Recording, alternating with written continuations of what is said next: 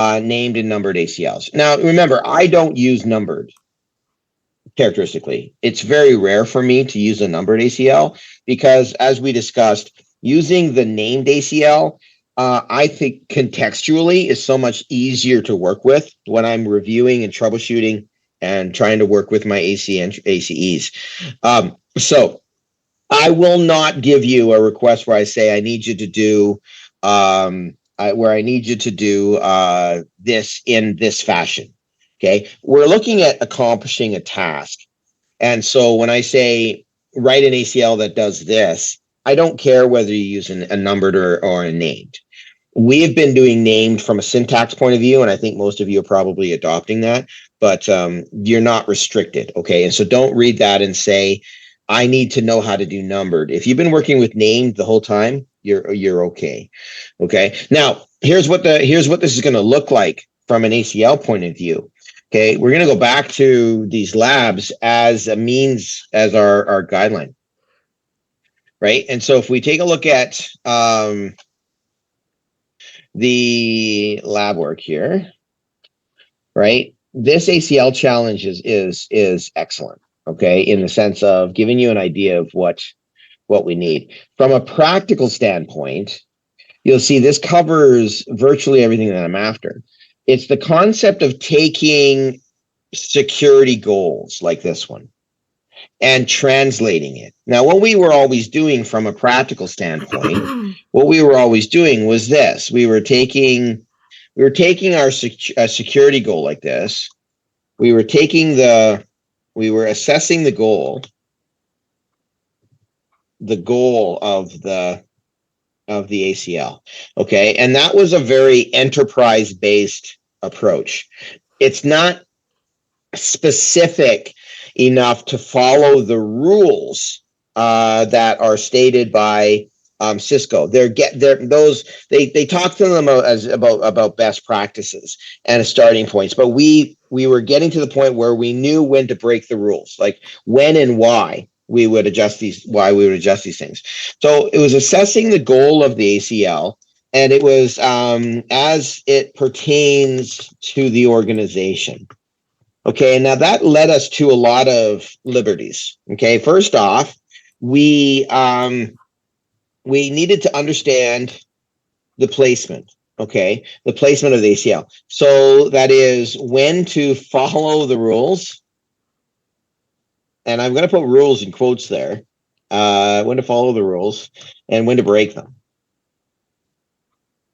Because we found that administratively speaking, there were advantages to centralizing our access control lists. And they pertain to our desire to be able to be vendor neutral, right? We want to be vendor neutral. We want to be able to deploy a pfSense or a FortiGate or whatever, Sophos or whatever we wanted, and understand that I'm just using a different tool. And so I'm not going to handcuff myself with the Cisco guidelines.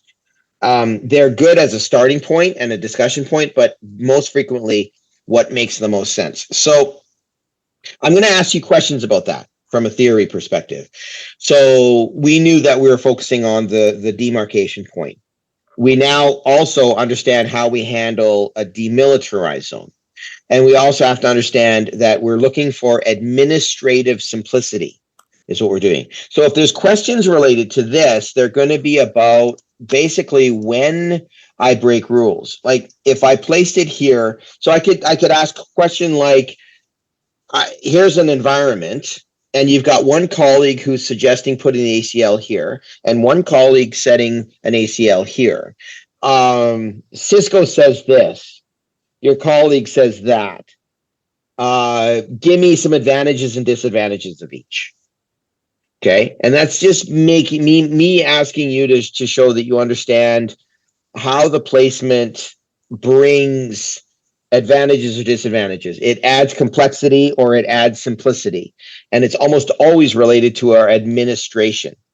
And so from a theoretical standpoint, I want you to be able to talk about that and isolate where you would place. So essentially, if I gave you a topology, right, if So when given a topology,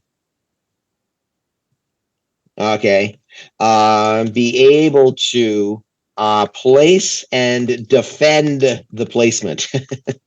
Okay, so make sense of it. Okay, so that's what we'd be after.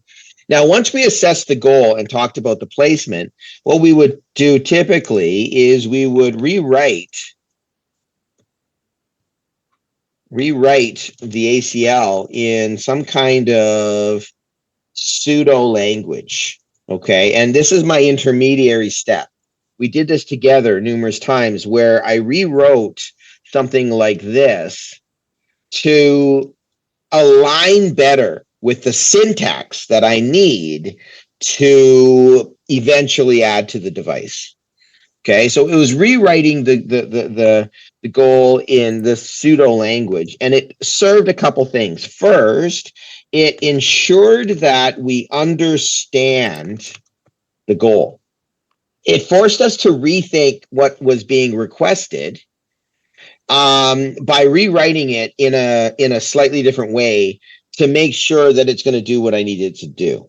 Okay, so the questions that'll stem from this is, here's the goal. Here's a set of proposed entries. Did your colleague achieve the goal? Or did I do something wrong here from a logic or a traffic flow? Or did I break something? Or have I got my ACEs in the wrong order? Right? Do I achieve the goal with the logical approach? Okay, so the questions will be largely about your understanding. It's not going to be about the doing. Like, there's a practical portion where you've got to deploy some ACLs for sure. But there's going to be questions from a theory standpoint. Like, remember, I'm trying to lay out the theory for you. Is I want to be able to show you an ACL, and I want you to mirror it to a goal and say, yeah, that works. Or no, there's a problem there. Okay. And so, pardon me. And so when we're doing this, one of the things that helps us hone that skill is taking the goal and rewriting in pseudo language.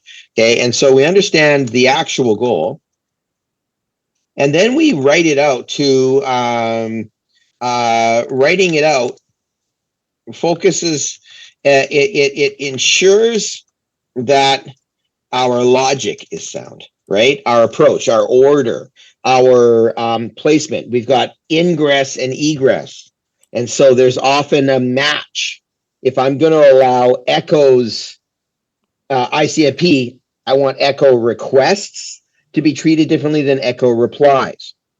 Okay, and so this is the sort of stuff that you're going to see from a concept point of view. I want you to be challenging yourself to say, because you guys now have recipe cards. I'll put it that way, right? I'm not going to be giving you really random or vague or unexpected security goals. They're always the same in our world. So you could, through practice and assimilation, have an entire list of ACLs that you pull from, like a cookbook. That's how I do it. I don't invent my ACLs every time. I look at my environments and I go, I've done this before. What worked? And then I go and I modify. That's exactly what I expect you to do. 100%. That's how we would do this. Now, we have to match the logic with the goal, but it's very doable. So here's where I don't want you to stop. I don't want you to go into the test going, I have all my recipes. That's all I need, because you'll get hurt when I start asking you about, does this recipe work here?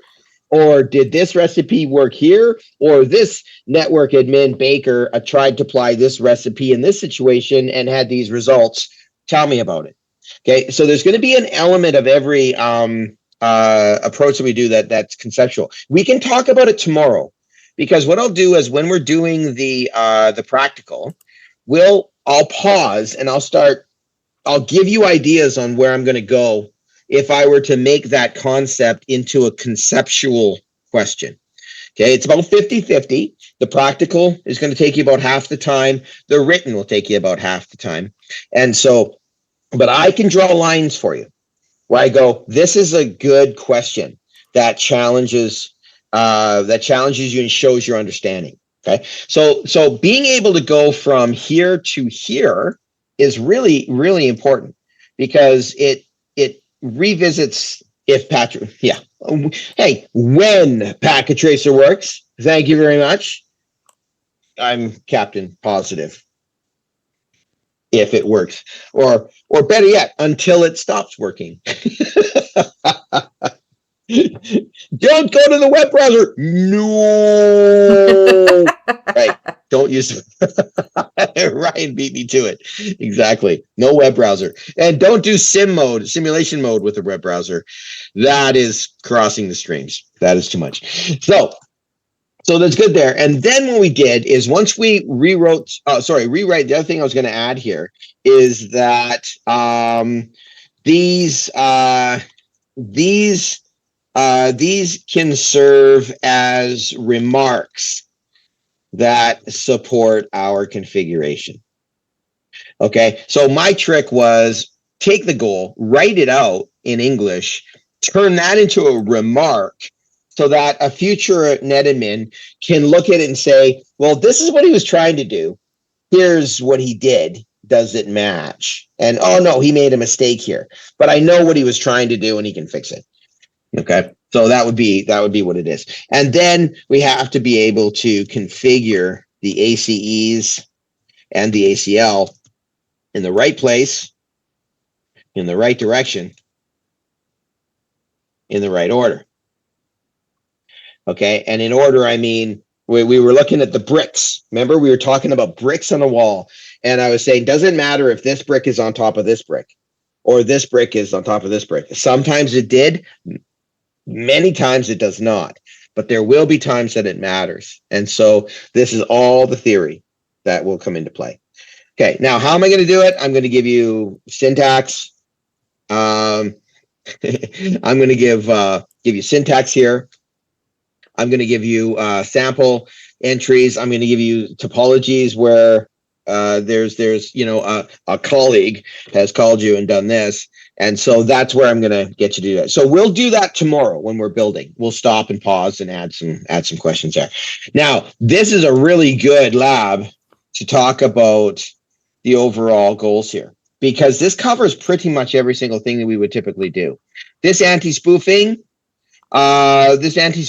will be almost by default. This is the RF, the RFC 1918 set, right? The private elements there. Most firewalls come with that by default. Okay, so they're literally in their base build. We restricted Telnet access to, not Telnet, but SSH access to the devices for the purpose of management traffic. Okay, so now I'm using the term management traffic, and like we know what it is, and we totally do. And then we have effectively our typical general stuff: HTTP, HTTPS, DNS. We're going to have to deal with ICMP. We're going to have to deal with SMTP. We're going to have to deal with IMAP. We're going to have to deal with POP3. We're going to have to deal with FTP. We're going to have to deal with updates. We're going to have to deal with specific SQL-based ports. These are all very, very common. These are you're going to see this over and over and over and over again.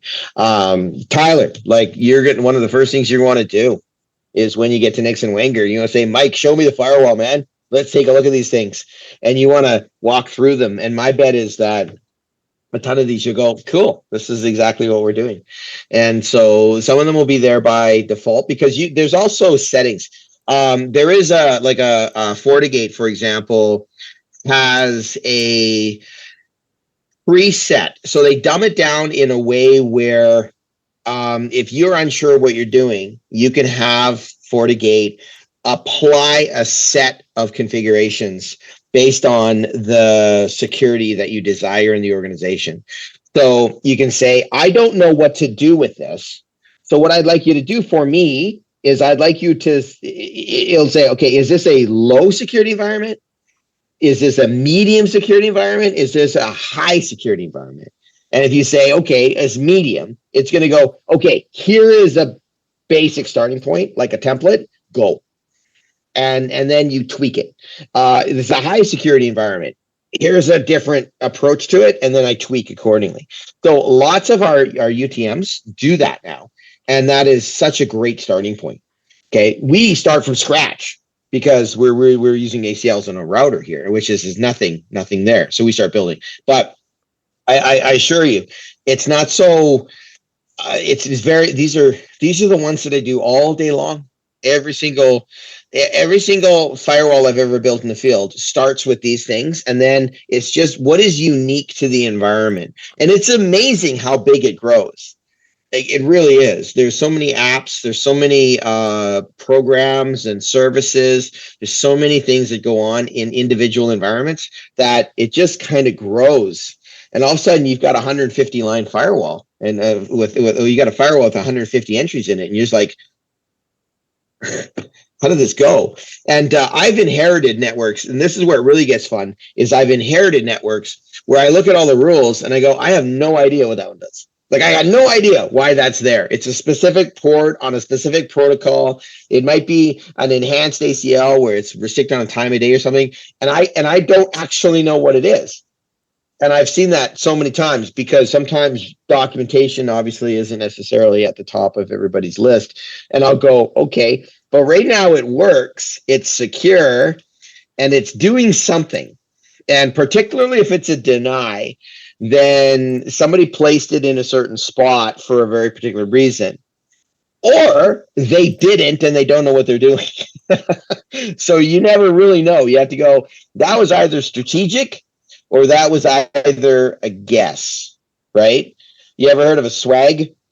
The swag approach for IT, a strategic, wild, blank guess.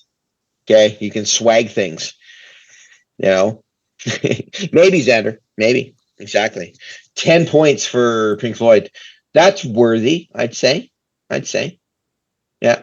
Pink Floyd, 10 points. That's probably about that. On an exam worth 100 points, 10% for 10% for Pink Floyd, sure. Yeah. So anyway, it happens, guys. It happens. But it's the same way when I have a cable that I don't know where it goes.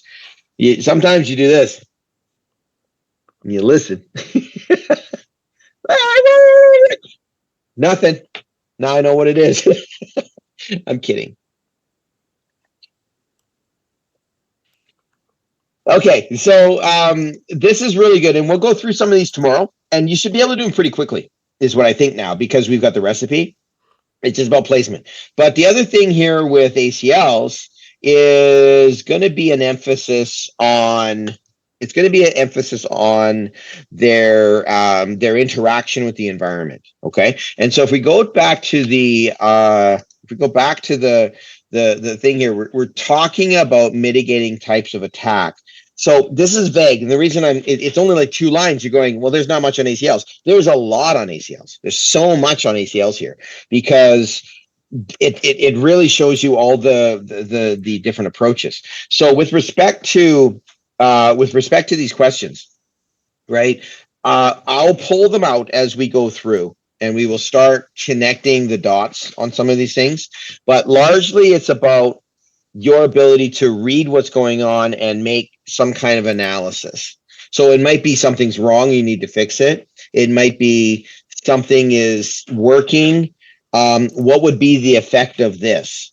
Okay, so another good question that I could ask is, here's an ACL with 8 or 10 lines, and what is going to be the behavior based on this traffic from this source? Okay, so and so you should be able to go, that's going to pass, that's going to block, that's going to be denied, that's going to be an implicit deny. Okay, so there's going to be more work from an ACL perspective on the theory than likely on the practical. Now, what else can you do from a resource point of view? Let's bring that up and take a quick look at the actual text, and we can align this up with chapters. So remember, we're dealing with what effectively are chapter 8 effectively, right? So inside chapter 8, you would see that there's some subtext here that is let's go to good chapter 8 here. Okay. So when you talk about, there's all the syntax here, how to modify, etc. I'm not going to do IPv6 ACLs, but when you start taking a look at, when I go here, this is the one, 8.1.4. Okay. So think about the behavior, how it works, right? Be able to focus on 8.1.4, being in the sense that it talks about the process the router goes through. And so again, you'll be asked in the context of what's going to happen in this one, or why is this not working?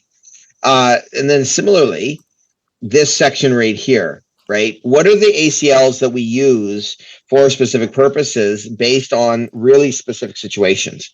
Okay, so spoofing a task, we're talking about those RFC 1918 sets, as well as weird ones like APIPAs and spoofed addresses and such. What happens with respect to ICMP? Okay, so here's a chapter section on it, so you can take a look at it. So if I'm pulling from chapter 8, I'm pulling from 8.1.4. I'm pulling from 8.6.1, 6.3, 6.4, 6. Yeah, that's pretty good. That's pretty good there. Okay, so I think between them, there's going to be enough questions there that but again, we'll do that tomorrow. So now what that means is that we have to take a look at the second thing, and I'm going to post this for you. There's another doc here that I've called the final mile here. Okay, so I just got to grab this guy here.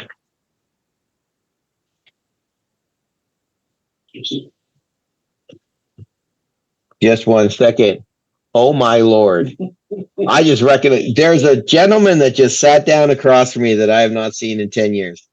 And I don't know. He recognizes me, but I recognize him. There you go. Okay, hold on a second. He got me when I'm teaching a class. It's okay. Are you here long? I paid for an hour parking. All righty. I got about 12 minutes left here. Yeah. Okay. He's on the wall outside. Yeah, we got the tells together. Okay. So there's another document here that I will post. This is my final mile takeaways. Now, this is my zone-based firewalls. Now, there's two chapters that I'm going to extract stuff from for this one. My chapter 9, okay, and chapter 10. Now, basically, what I'm looking for in chapter 9 from a theory point of view is establishing just an understanding of the different designs. Okay, so if we go back to Netiquette here, you see in chapter 9, it just talks about, like we've talked about stateful, stateless. We've talked about next gen. This is the chapter that puts things into a bit of perspective in terms of their approach. Okay, so types of firewalls, explaining how they work is really good, high level understanding of how they match. So stateless versus stateful versus next gen. You don't see these very often, these proxy firewalls in our world, but definitely you'd see them in AWS and Azure. And essentially what we're doing here is walking through a different layer here. So there's a nice easy read. Okay, so it's important enough that that it's straightforward enough that I think it's a fairly straightforward read, but it's also important enough that it's something I want you to aim for the final. So 9.1.2, I want to talk about 9.1.5. Put that one in there because we are dealing with stateless characteristically in our ACLs. Those routers, when we're putting ACL in the router, that's a stateless configuration. And it really talks about some of the limitations. Virtually everything we will deploy in the field on our edge device is going to be a stateful. And walking that into a vendor perspective is worthwhile. So 9.1.5, fantastic. Put in your engineering journals and put that on your list to review. 9.2.1. All right. Where do we place these things? And what options do I have? And so there's some very interesting things here that talk about basically some general guidelines, and they align with our ACL objectives, right? It's all about defense in depth. It's all about fail-safe default. It's all about looking at different means to accomplish the security goal. There's some good reading there. Okay. Okay. Now, okay. So there's a few things in here that are in chapter 9 that I want to hit, and then finally we head into. Sorry, I want this guy here. Zone-based firewalls. Okay. So this is my chapter 9 right here, and then we're getting into zone-based firewalls. Okay. So this is all the last week and a half that we've been discussing, and that is chapter 10. So if we pop into chapter 10 here, you're going to see that there are specific things that I've mentioned as we go through, talking about their default behavior. Okay, so we start there with benefits of the design. So this is our mentality, and then take a look at the rules. Okay, so we talked about what we have capable of filtering. We can inspect traffic, we can drop traffic, pass traffic, and remember, inspect is this stateful packet inspection. And that aligns with the chapter 9 stuff. So I'm kind of linking it there. Take a good look at the default behavior. We talked about, I pointed this one out, 10.2.2.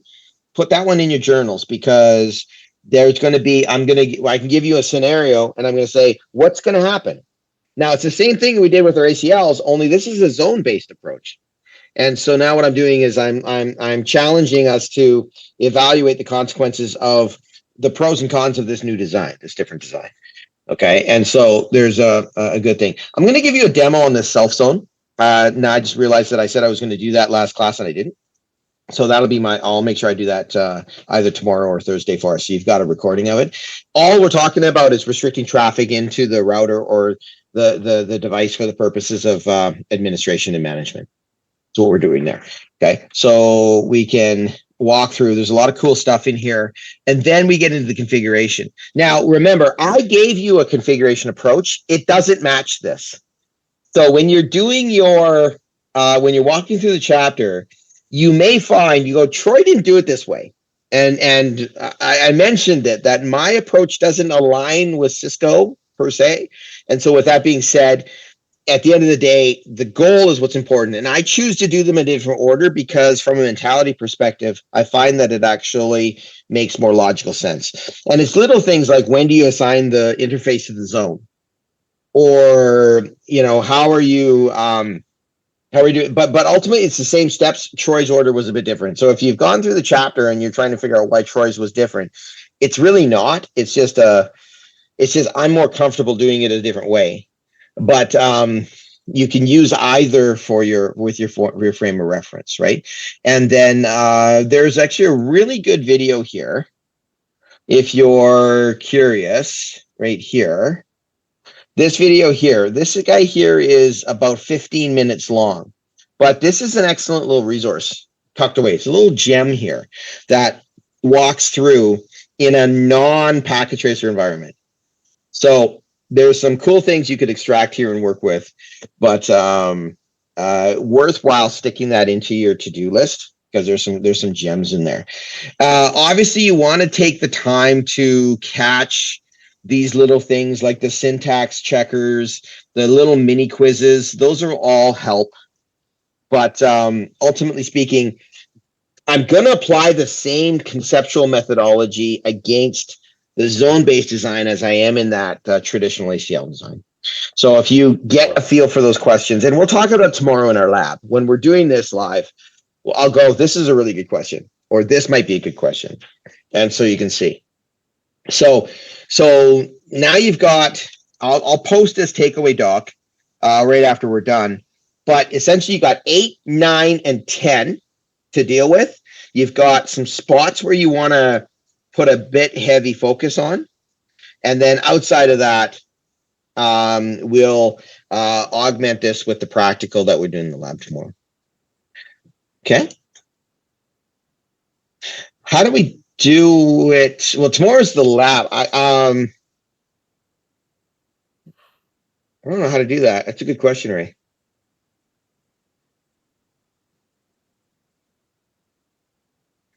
Okay, wait. That's a really good idea.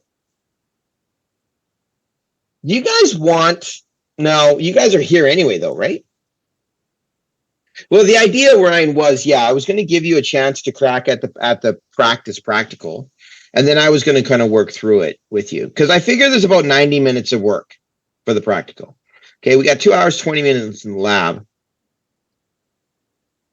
Ray's got a really good point here. Oh, sorry, it was a direct message. Ray was asking, how can I record this? Ray's asking, can we Zoom? What do you guys think about that?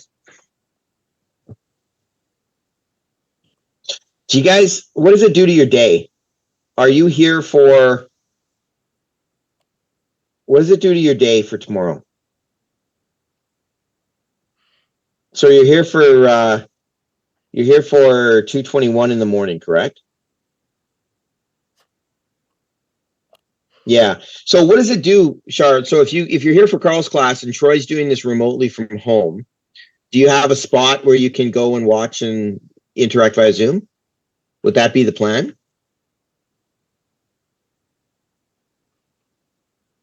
Okay. Yeah.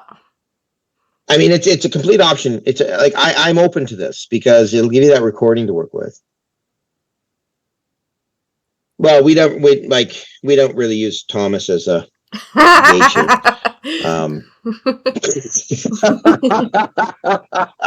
I gotta get the shots in. I got like 2 more classes with you guys, right?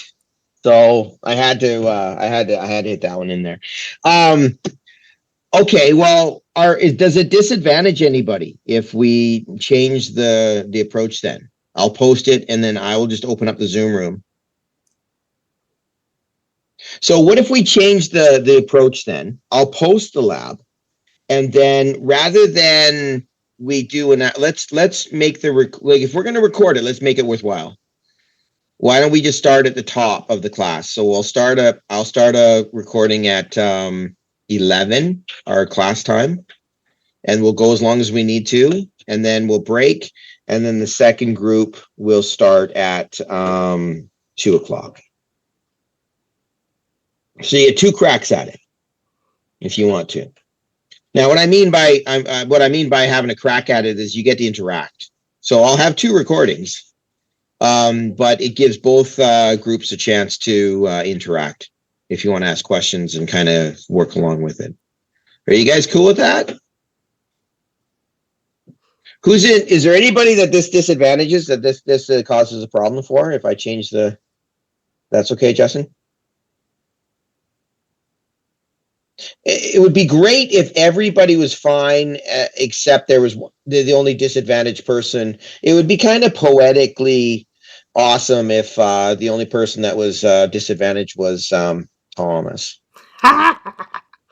But again, I'm just slamming him in.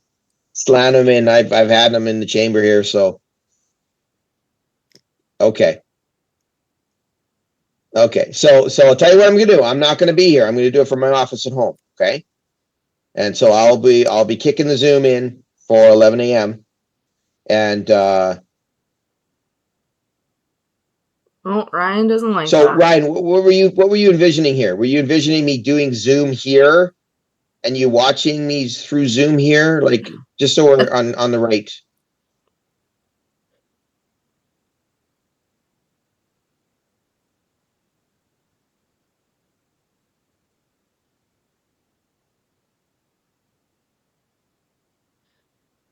Okay, so Ray, so you're talking about me being here, recording it while I talk through Zoom? Is that what you're thinking?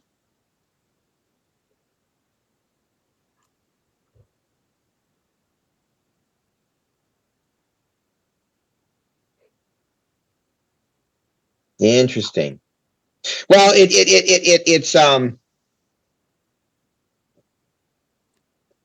yeah. I mean, there's a I mean, I can do either way. The idea here is I want to get the best recordings possible. If we're doing it this way, if we're doing it this way, definitely OBS does a better job of this. But I don't mind being here and figuring out a way I could jerry rig some kind of recording here. Set up Zoom on the projector. Okay.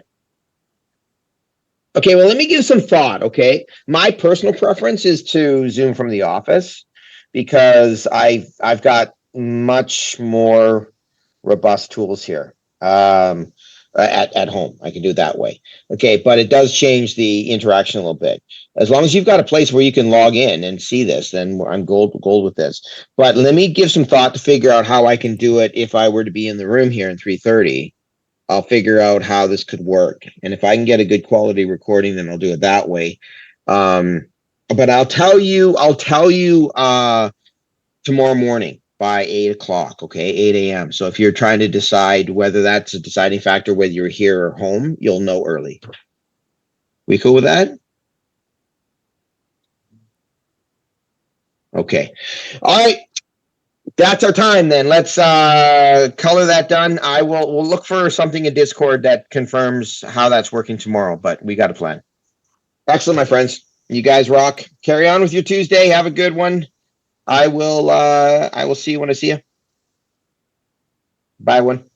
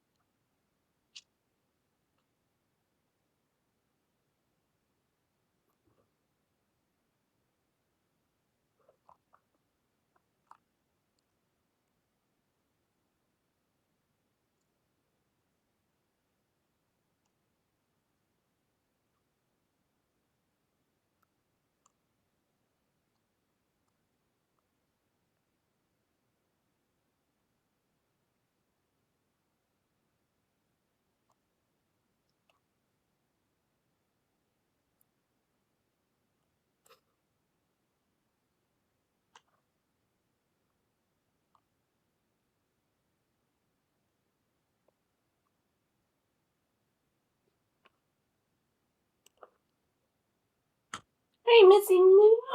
Where are you? There you are.